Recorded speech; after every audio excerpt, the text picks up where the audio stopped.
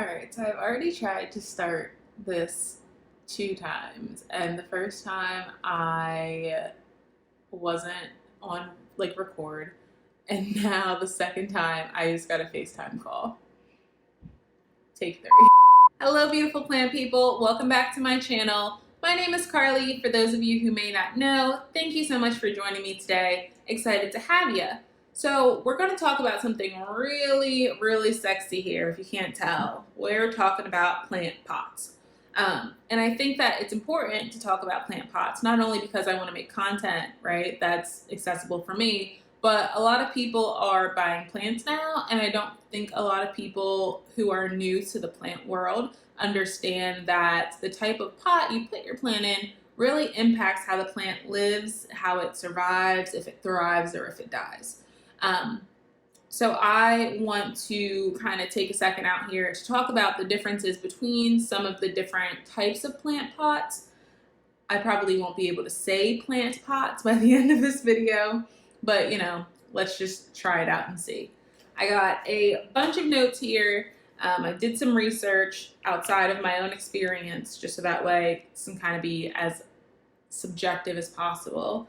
And yeah, let's just jump right into it. So the first kind of pot I'm going to talk about are plastic pots.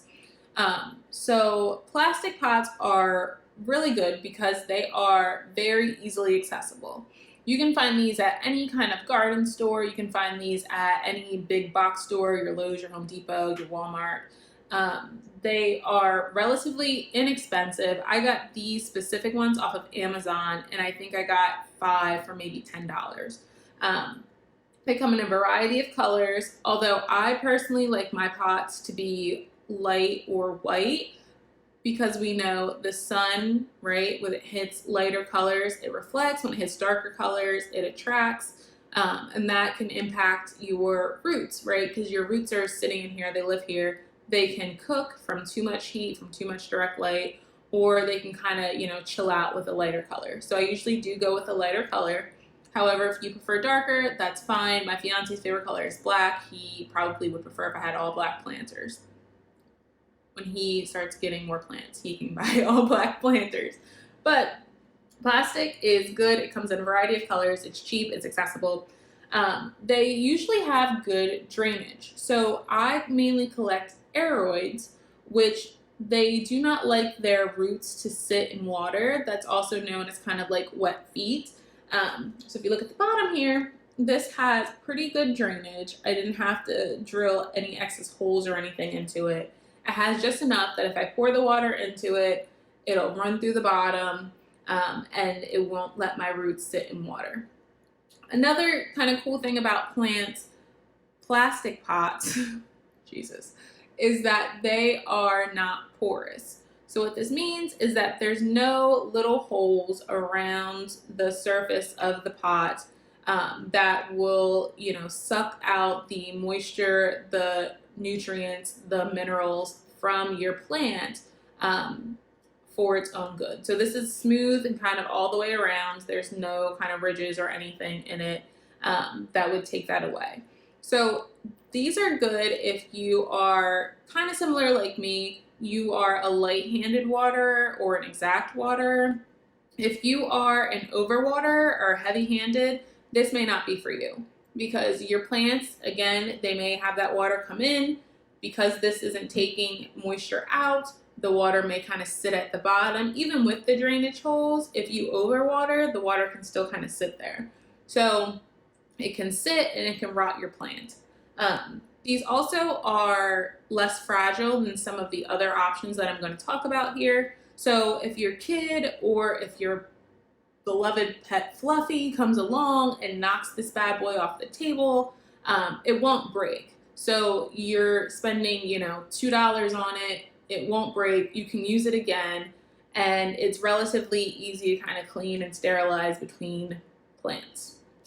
So this is plastic. Most of my plants are in plastic, either a plastic kind of regular decorative pot like this or something like this. So because this is just like a regular kind of plastic tubing, this is actually a takeout container that we found in the basement. but because it doesn't have holes in it, I can use this for moss or leca, anything that's not necessarily soil based I would use this for. Again, relatively inexpensive, relatively accessible. So the next kind of plant I want to talk about, not plant pot. The next plant pot I want to talk about is terracotta. So I have two different types of terracotta here. I have an unglazed and I have a glazed. And I'll kind of get into what that means in a little bit. People, you either love or you hate terracotta. I don't really think that there's a lot of people who are in between. I don't use terracotta for the reasons that I'm gonna share in the video, but a lot of people love it and that is great for them. I don't. However, terracotta is probably one of the cheapest, if not the cheapest option that I'm presenting here. So you can go to Michael's, craft stores, anywhere and buy, you know, a variety size of terracotta pots and probably not spend more than $5 or $6 for them. They're relatively inexpensive. This is a 4.5-inch pot that I got for maybe $2. You can't really beat that. Terracotta is customizable, so you can paint them. You can spray paint them, you can do different things with them. The only thing I would suggest is that if you do paint them, make sure you're using non-toxic paint because they are porous. So the glazed pot is less porous because it has a glaze on it, but regular terracotta is porous. So what this means, again, for your plant is that you put your water into it, you put your fertilizer into it, the plant pot itself takes some of that moisture, takes some of those minerals, and it gets sucked into the pot. So after a while, this pot, which is typically just a regular kind of clay color, can start to look a little ashy in here because it's absorbing those minerals. If you are overwaterer, these are great for you because since the terracotta is absorbing some of that moisture, that means that you won't likely kill your plant right away. If you are a underwater like me or an exact water, then this bad boy ain't gonna work too well for you. It's a love-hate relationship. It ain't gonna work too well for you. This also is clay. So if you are doing indoor house plants and you have them in a bright window, if it's hot in your house, because it's clay kind of holds heat and it disperses it evenly around kind of the surface. But you want to be, again, mindful because you have something that's sucking the moisture out of your plant and then it's holding on to heat. So you want to be mindful. That goes for the glazed clay as well as the unglazed clay. The glazed clay doesn't take as much moisture. It also depends on what it's glazed with. But glazed clay typically doesn't take as much moisture, but it still can be porous, especially if you have a pot that's glazed on the outside and not the inside. I have one pot like that, which is really weird, and I have a plant in it, and it seems to be doing okay, but I don't think you really regularly find that. What else do I want to say about terracotta pots? So they typically do have good drainage. So you guys are going to clock me. This pot is a little dirty, but you can see at the bottom, they usually have one drainage hole, which is in the center. Sometimes if you want to do this, I've done this before, you can drill holes into the bottom of these pots so that way you have extra drainage, but they do typically come with a good sized drainage hole at the bottom. Not as much usually as plastic does, but with a suitable sized hole. These are fragile. A lot of people do not like terracotta because they are fragile. So if your Fluffy comes along, if your kid Jerry Sue comes along and knocks this bad boy off, you will be dealing with shards of clay. Granted, it's not glass. Will it cut you? Maybe. Will it kill you? Probably not. It might kill Fluffy. I'm not quite sure. But these are fragile and they are breakable, so you want to be careful with that. But again, if you are an overwaterer, probably this is your best bet. You just have to be mindful, especially if you have like an aesthetic view, like I know a lot of people only do terracotta because they like the consistent color and the contrast between green leaves and the, brown clay colored pots.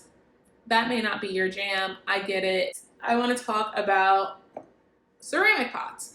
Most of my plants that aren't in plastic are in ceramic. That's just because these are the pots that I bought off Amazon, not because any other purpose besides that. Ceramic pots are probably the most costly of all of the ones that I'm talking about, because they are ceramic. They're usually the most decorative pots too. So this one just is like a cute little twisty pot. It comes with its own little saucer attached. I got this off of Amazon, and I think I got 4 of these for maybe $25. So definitely a difference between like 5 for 10, 4 for 25. But they're usually very pretty. You can find a lot of them to fit the aesthetics of your home. They are weighted, right? So if you have something that you want to put outside on your balcony and you're afraid that the wind's going to come blow it over as it would with a plastic pot, you can definitely put this in a ceramic pot or even a terracotta pot, and you wouldn't have to worry about that. They do sometimes have good drainage holes. And I say sometimes. So this one, you guys are gonna clock me again because this one's dirty. I'm sorry. This one has a really big, nice drainage hole in it. But you can find them at like Lowe's, Home Depot, Marshall's, Home Goods, Home Sense, where the drainage holes don't exist. So you can, again, drill a hole into it, and let me know if you guys want to see a video of me doing that, because I've done it before. It's pretty easy and I can show you guys how to do it. But you either have the option to put a drainage hole into it, or you would have to use it as a cash pot, and I'll talk in a little bit about what a cash pot is. But these are more costly. They can or cannot be porous. So this obviously is glazed. Most of the ceramic pots you're going to find in store, I do believe, are going to be glazed. I don't think I've ever really seen an unglazed ceramic pot. However, I've not seen every pot, so just, as a warning there. I'm sorry if there's several ceramic pots that are unglazed that people are buying and putting their plants into. Most of them are going to be glazed. If it's unglazed, it is porous. Ceramic itself is mildly porous anyway, just because of the type of the way the molecules kind of formulate around it. I'm not a scientist, but that's what I remember from 10th grade chemistry. So it will take some of the moisture. Again, if it's glazed, it's less likely to than if it's unglazed. And this, again, is fragile. So if you break it, you spend a lot of money on it. Sorry about your luck. It's the way the cookie crumbles. It's the way the pot, I don't know. What's another P word for alliteration? Cookie crumbles, pot perishes. It's the way the pot perishes. That's okay. Dad joke alert. Either way, most of my plants are in ceramic, if not in plastic. And then finally, I want to talk about self-watering pots. So earlier I said if this doesn't have a drainage hole, it would be a cash pot. So what these are, not most self-waterings are like this, but what these are is, this is just like a bottomless kind of, it's not bottomless, what the hell am I saying? This is a regular pot.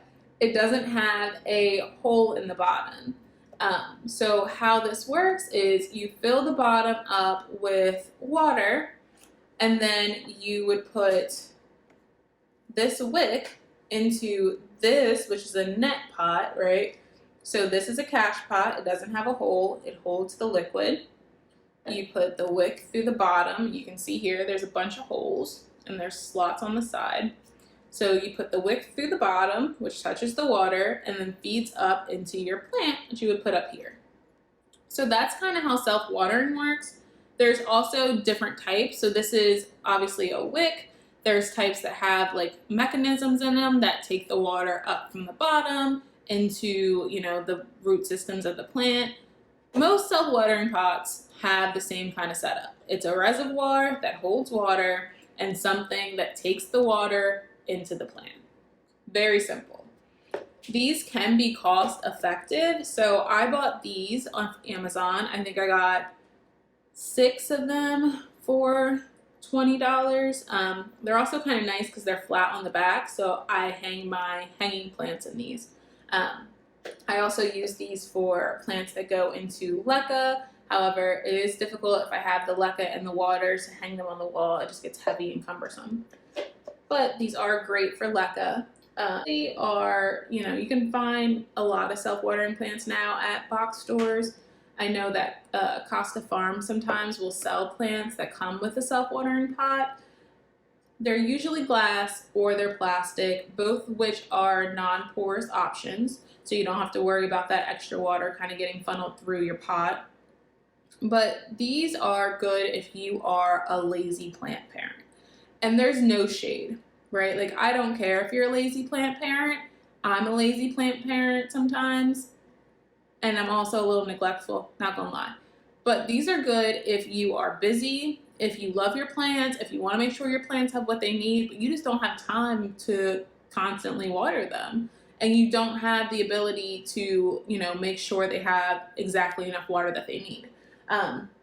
So these are great.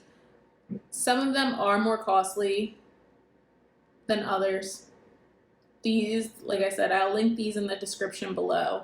But these are great. I do love them, and they're really relatively easy. So these are kind of the different types of pots that you may come across. There are different types of pots too. Like, I have a concrete pot over there. I haven't really had much experience with that, so I don't really want to talk about it. I imagine it would be like somewhere in between a terracotta and a ceramic pot. I think that concrete holds heat, or it doesn't absorb heat as well, so that would be maybe the difference. But once I have more experience with that, I will give you guys more information about it. But yeah, these are the pots. I made it through without losing my peas. Plant pots. Plastic plant pots. Okay, whatever. If you guys enjoyed this video, I hope it was helpful for you. If it was, please like and subscribe, give it a thumbs up, and I will see you guys in the next one. Until then, bye friends.